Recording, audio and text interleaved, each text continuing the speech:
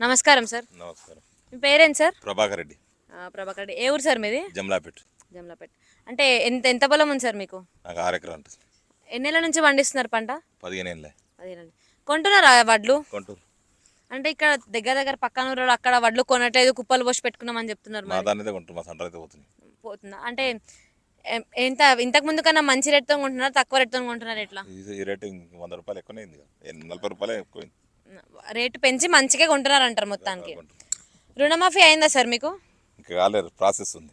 అంటే 2 విడతలు ఆల్రెడీ, ఒక విడత చేసి 2 విడత చేసి ఒక విడతలో కూడా కాలేదా? మాది కూపన్ కార్డు లేక ఇంకా సరే ప్రాసెస్ కాలేదు. మీకు రైతు బంధు పడుతుందా సార్? ఇప్పుడు లేదు, ఒకసారి పడ్డది, ఇప్పుడు పడలే. రైతు బంధు పడతలేదా? పడతలేదు. రుణమాఫీ అయిందా మీకు? కాలేదు. రుణమాఫీ కూడా కాలేదు, రైతు బంధు కూడా పడతలేదు. అంటే ఇప్పుడు వడ్లు కూడా కొనట్లేదు అంటారు బయట మరి. కానీ రుణమాఫీ కాలే, రైతు బంధం పడలే. రైతు బంధు పడలే. ఒక్క విడత కూడా కాలేదా రుణమాఫీ? రేవంత్ రెడ్డి వచ్చిన రైతు బంధు కూడా తీసుకోలేదా? తీసుకోలేదు. రేవంత్ రెడ్డి వచ్చినాక ఒక్కసారి కూడా రాలేదా? ఎవరు ఈ పంట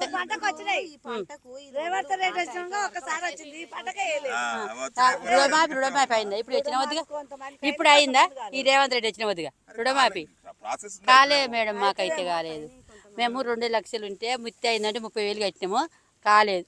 చెప్పు ఆయనకు. ఇప్పుడు కాదు, కేసీఆర్ ఉన్నప్పుడు 10,000 రైతు బంధు ఇచ్చిండమ్మా, ఇప్పుడు 15,000 ఇస్తా అన్నాడు. ఒక్కసారి కూడా రాలేదు. ఒక్క పంట కూడా 2 పంటలు అయిపోతున్నాయి కదా. రాలే. ఒక్క పంటకి ఎన్ని వచ్చినాయి? అవి అన్నీ వచ్చినాయి.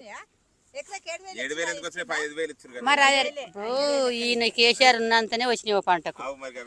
మరి ఈయన 15,000 వేస్తాడు కదా, ఏ మరి మాఫీ కాలేదు. రుణమాఫీ కూడా కాలేదమ్మా మీకు? కొంతమందికి మాకు మాఫీ అయినాయి, 30,000. రుణమాఫీ అయిందా మీకు? ఒక విడత రుణమాఫీ అయింది మీకు? అయింది. మాకైతే కాలేదు. ఒకరికి అయినాయి, ఒకరు కాలేవు. అట్లా ఒకరు పడ్డాయి, ఒకరు వాళ్ళేవి.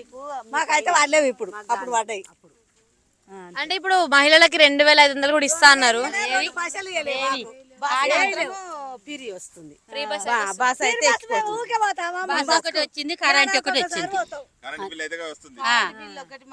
బస్సు వచ్చింది.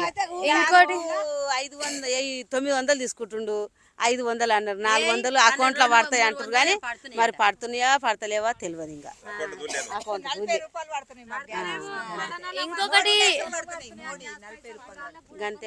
ఇంకొకటి ఇప్పుడు మీకు పొలానికి ఉచిత విద్యుత్ ఇస్తా అన్నారు.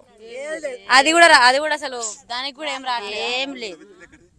పొలానికి ఉచిత విద్యుత్ ఇస్తా అన్నారు.